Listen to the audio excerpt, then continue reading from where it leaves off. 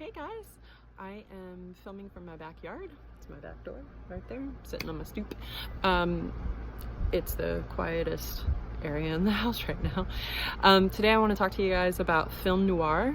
In case you don't understand that last word that I'm saying, it's noir, N-O-I-R.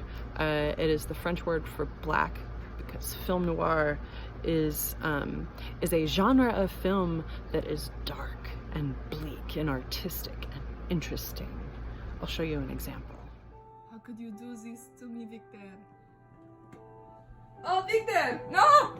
So in that clip, we have a protagonist who is staring sadly out the window. There are shadows on her face. It's kind of bleak. There's sorrowful music playing in the background, and she has been wronged by Victor. So that's just a little example of a possible film noir. Film noir was, you know, I think I said it was popular after World War II. It wasn't exactly popular with American critics because Hollywood was trying to make people happy and forget the war that had just happened.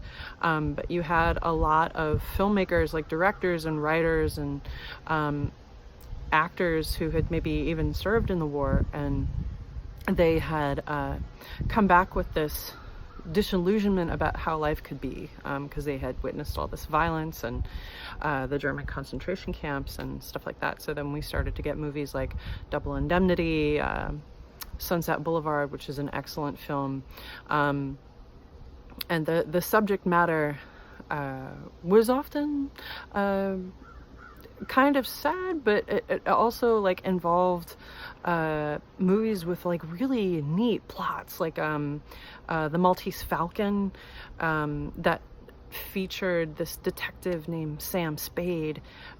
He was this hard-boiled detective. Hard-boiled is like they're tough on the outside, but they have like a little but the outside of them is brittle, and when you crack into that, it's like the squishy center. So the main characters were anti-heroes, kind of like gangsters, but with, as you recall, with anti-hero and gangster films, they had ambition and they wanted power. The anti-hero protagonist in a film noir isn't necessarily looking for power. The main character is like an outsider. They're often this gritty man most of the time, live in the city, but they very smart, not always really attractive, and kind of older, not usually a young man. If you've ever seen the movie Sin City, that's another example of a film noir that came out, I think, in about 2005. It's very it's a dark, interesting crime film.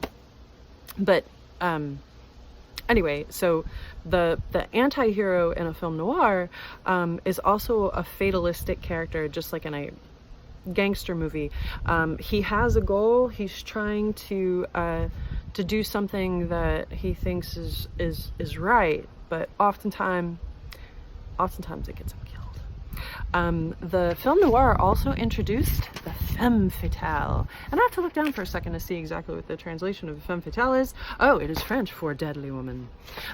So you have this let's say you have a detective who's really cynical and skeptical. He's a good detective, but you know, he's a tough guy. His enemies, the criminals, or you know, fellow cops or whatever, can't fool him.